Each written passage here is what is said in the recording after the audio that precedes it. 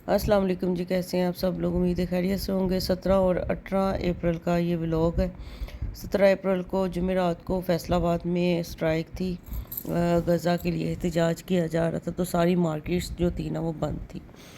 तो मियाँ साहब जो थे ना वो तो घर थे ही, तो अब्बू जी भी आ गए। इनका प्लान था कि अब्बू जी ने जाना था अपने दोस्तों से मिलने और कज़न्स के मिलने के लिए, और मैंने भी साथ में जाना था। इन्होंने बाहर से ही मुझे पिक करना था, पर रास्ते में ही इनका प्लान चेंज हो गया और नाश्ते का सामान लेके आ गए। तो यही था कि पहले नाश्ता कर लें फिर देखते हैं कि क्या करना है। उसके बाद अब्बू जी का दिल ही नहीं किया यहाँ से जाने को। तो मैं तो बिल्कुल रेडी थी और मुझे यही था कि इन्होंने बस आके मुझे कॉल करनी है और मैंने चले जाना है। फिर जब प्लान चेंज हुआ तो घर में ही हम लोग रहे सारा दिन। काफ़ी माशाल्लाह सुकून रहा, एंजॉय भी किया क्योंकि मेरा ऊपर का पोर्शन था और अब्बू जी बार बार उतर के नमाज़ पढ़ने के लिए नहीं जा सकते थे, तो फिर मियाँ साहब ने घर में ही जमात करवा ली। ये भी ऐसे लग रहा होता है मुझे जब मेरे घर में इस तरह नमाज़ पढ़ी जाती है, जमात करवाई जाती है, जैसे खुशकिस्मती है। अच्छे वाला जो घर है ना, कोई कोई घर होते हैं जहाँ पे जमात का एहतमाम किया जाता है। बहुत सुकून आ रहा था मुझे, बहुत मज़ा आ रहा था देख के।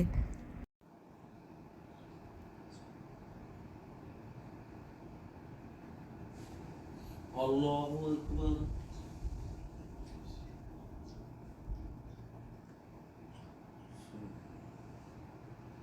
समी अल्लाहु लिमन हमीदा।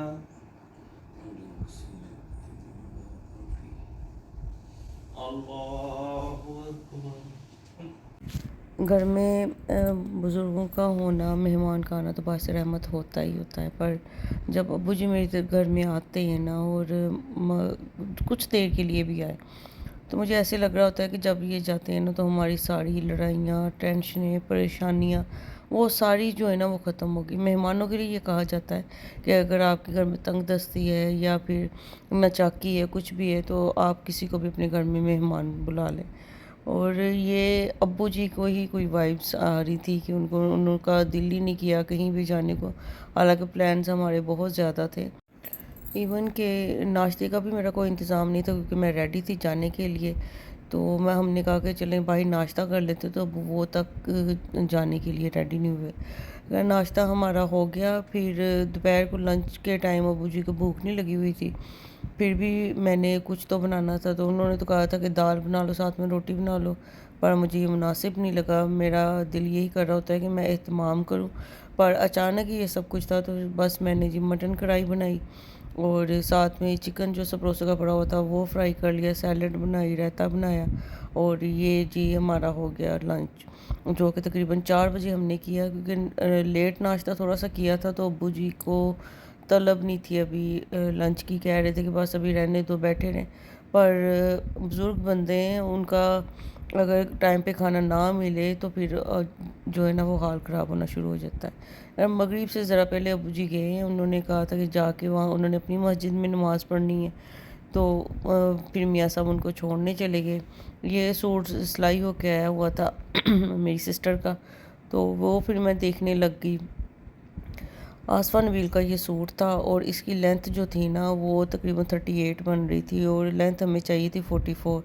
तो साइड के जो इसके पैनल्स उन्होंने दिए हुए थे ना, थोड़ी सी एक्सटेंशन सी थी जो दी उन्होंने, तो वो हमने फिर लगा के ना दामन पे उसकी लेंथ पूरी की है और जॉइंट लेस के साथ ये लगा दी और ये कट वर्क करवाया। पैच था ये, दुपट्टे का भी पैच था, दुपट्टा भी इसका एम्ब्रॉयडरी था। लेस इस पे हमने कहीं भी नहीं लगाई क्योंकि हर जगह पे ना ये कट वर्क ही होना था।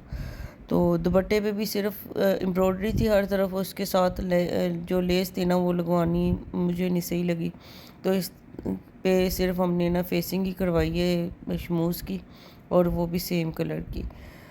और सिल्की तो अच्छा लग रहा था, पर ये कि हैरत हो रही थी कि इतने ज़्यादा महंगा अगर आप लोग सूट दे रहे हो तो फिर उसके साथ कम से कम आप लोग उसकी लेंथ तो पूरी दो। ये जी था जिम मेंबर का, वन ऑफ माय फ्रेंड, जिनका ये सूट था प्रीशी का, उन्होंने मंगवाया था।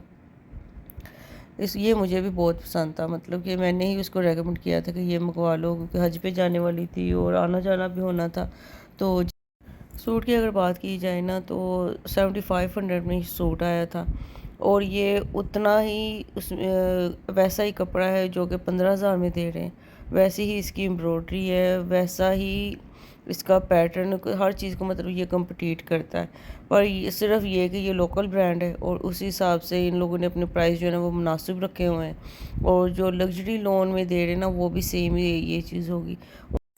19-20 का फ़र्क होगा मेरे ख़्याल से। मैंने सोचा था कि मैं अपनी मियाँ से चेक करवाऊँ कि ये कपड़ा कौन सा है, कि ये जो है 100 लोन है या फिर 90-70, ये जो भी है मुझे याद नहीं रहा। फिर भी मैं चेक करवा के ना आपको किसी व्लॉग में बताऊंगी कि ये प्रीशे वाले जो है ना वो कौन सी लोन वो बना रहे हैं, क्योंकि मेरी मियाँ का कपड़े का काम है। कॉटन नेट का इनका दुपट्टा था, प्रिंटेड ही था, कलर कॉम्बिनेशन भी मुझे अच्छा लगा था इसका। ओवरऑल देखा जाए ना तो 7500 में ये सूट बिल्कुल ठीक था। खैर रात के खाने के लिए मियाँ साहब ने कहा था कि उन्होंने बारबेक्यू पीस ऑर्डर करना है, तो वही वो खा लेंगे, क्योंकि दोपहर को उन्होंने रोटी खा ली थी, मटन भी खा लिया था। तो डाइट में बस एक टाइम ही दिन में रोटी खाते हैं। रात को उन्होंने पीस खाना था, क्योंकि बस पहले तो उनको भूख ही नहीं थी, फिर एट टाइम लगी। तो मैंने उनको ये भी कह दिया कि मेरे आते हुए मेरे लिए आप फिर गोलगप्पे लें, क्योंकि मुझे इसकी क्रेविंग जो है ना वो ख़त्म ही नहीं हो रही थी। एक बात की मुझे समझ नहीं है कि जब हम लोग वहाँ पे गोलगप्पे खाने जाते हैं ना, वो इतने ज़्यादा लोडेड होते हैं ना कि मज़ा आ जाता है। पर ये जो घर में लेके आए हैं ना, ये ऐसे था कि जैसे 6 से भी कम जो है ना मटेरियल है गोलगप्पों का, और बाकी के जो गोलगप्पे ना वो खाली। खैर आपने पहले भी देखे होंगे कि जो हमने वहाँ पे जाके खाए थे वो फुल लोडेड थे, और अब ये खाली खाली। अगर क्रेविंग ख़त्म करनी हो ना तो फिर इस तरह के भी चल जाते हैं, पर वो सही वाली जो चस आती है ना वो नहीं आई थी। क्रेविंग जो थी ना वो पूरी हो गई थी। ये 12 थे तकरीबन गोलगप्पे, और इसमें से तकरीबन अगर फुल लोडेड होते ना तो तकरीबन 5 ही होने थे, और फिर भी थोड़ा थोड़ा डाल के भी जो 2 गोलगप्पे थे ना वो बाकी रह गए थे। खैर इसमें से 6 मैंने खाए, 4 नताशा ने खाए और 2 मियाँ साहब ने खाए। अगला दिन था जी जुमे का, और जुमे की तैयारी के लिए जी मियाँ साहब के मैंने कपड़े निकाल दिए थे, और उसके बाद ही मैंने रुक किया था किचन का। 12 बजे के करीब हम लोग सो के उठे थे, और उठते ही मियाँ साहब वॉशरूम में गए और मैंने जी किचन की तरफ दौड़ लगा दी। उनका यही था कि मुझे दलिया ही बना दो। जुम्मे का दिन था तो नताशा साहिबा भी लेट उठी थी, उसने अपने लिए आटा गूंदा हुआ था, अपना भी उसने नाश्ता बनाना था। 12 बज चुके हुए थे और बारिश भी हो के ख़त्म भी हो गई हुई थी, मतलब जब हम उठे हैं ना तो धूप निकल आई हुई थी। तो ये भी थोड़ा बहुत हुआ कि हमने बारिश देखी नहीं, पर मौसम जो था ना वो वैसे का वैसा ही था, मतलब कुछ भी ठंडक जो थी ना मौसम में आई नहीं हुई थी। वैसे ही तीखी सी धूप निकली हुई थी जब हम लोग उठे हैं। मियाँ साहब को बना के दिया बस दलिया चाय। उन्होंने कहा कि अब चाय ना लेकर आना, लेट हो जाना। उन्होंने 12 बजे उन्होंने निकल जाना होता है हर हाल में, पर आज 12:15 बजे वो निकले। और उसके बाद जी मैंने किचन का रुख किया। मटन का सालन जो थोड़ा सा पड़ा हुआ था उसमें दाल डाली और कुकर लगा दिया। मटन के मुताबिक तो उसमें स्पाइसेस थे, और दाल के जो थे ना वो मैंने डाल दिए, नमक मिर्च हल्दी वगैरह सारा कुछ डाल के ना बस मैंने कुकर लगा दिया। और ये जी थोड़ा सा रिफ़्रेश भी हो जाएगा, और मटन खाने का मेरा भी दिल नहीं कर रहा था, मेरा दाल खाने को दिल कर रहा था, तो इसलिए मैंने इस तरह बना दी, क्योंकि मुझे मटन और दाल भी पसंद है।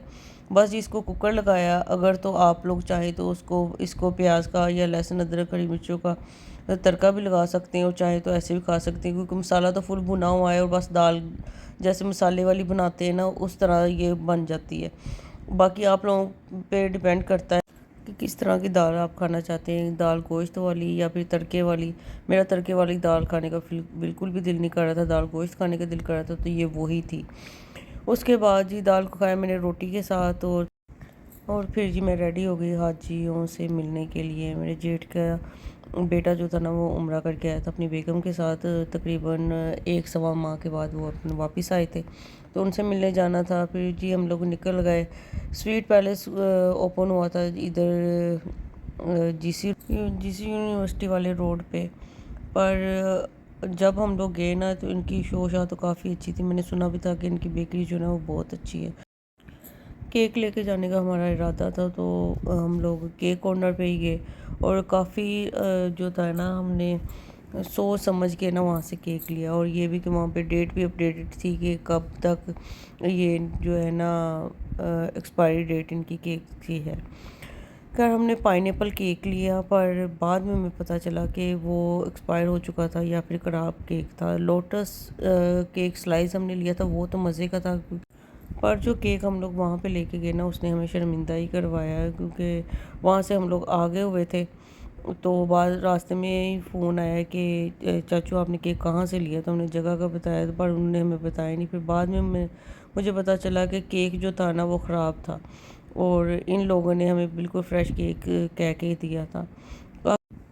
ऐसा नहीं है कि वैसे ही केक हम लोग जो है ना वो लेके आ जाते होते हैं। मेरी तो आदत है, मैंने एक्सपायरी डेट भी देखनी होती है, और बाकायदा मैंने शॉपकीपर से पूछना भी होता है कि ये फ़्रेश केक ही है ना, ये जूसी है, ये ड्राई तो नहीं हुआ।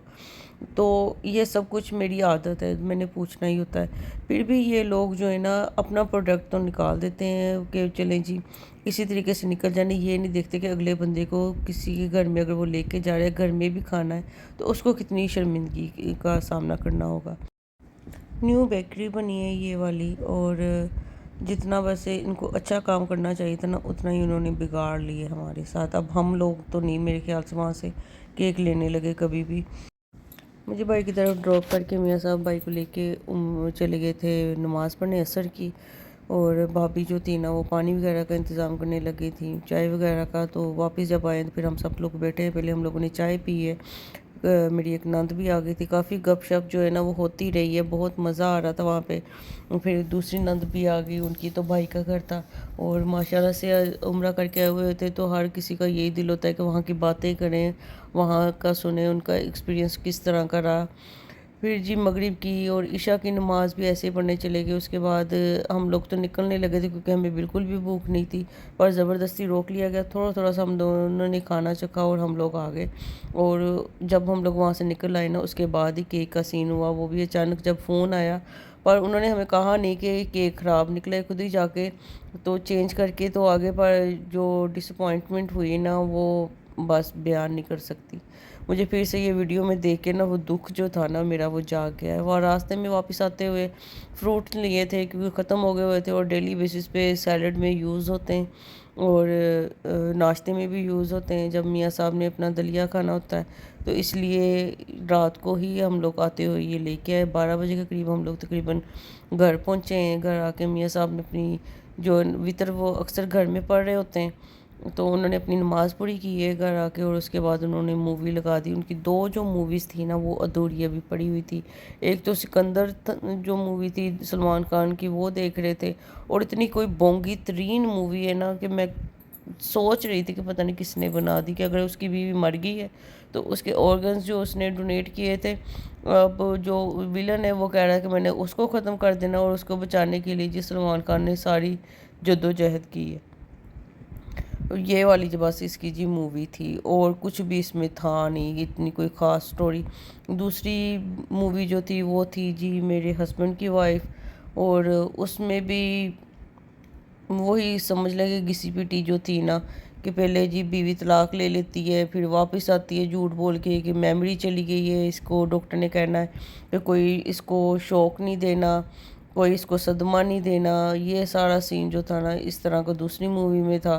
पर जिसके साथ जिसको वो दूसरी बीवी के तौर पे प्रपोज कर चुका होता है, उसको पता चल जाता है। फिर आपस में ही कंपटीशन हो रहा होता है, कभी उसकी। ये वाली जो मूवीज़ है ना, ये बहुत पुरानी हो चुकी हुई हैं स्टोरीज़ बॉलीवुड मूवीज़ की, और काफ़ी देख चुकी हुई हूँ। मुझे मूवीज़ का इतना ज़्यादा शौक तो नहीं है, मैं देखने से ज़्यादा मूवी जो है ना वो सुन रही होती हूँ, और साथ साथ अपने काम कर रही होती हूँ। पर इतनी बोंगी तरीन मूवीज़ जो है ना, बस बंदा क्या कहे, उनके पास भी मेरे ख्याल से ना स्टोरीज खत्म हो गई। उनसे अच्छी स्टोरी तो हमारे ड्रामों में है। ओके जी, ख्याल रखिएगा अपना, दुआओं में याद रखिएगा। अल्लाह हाफिज़।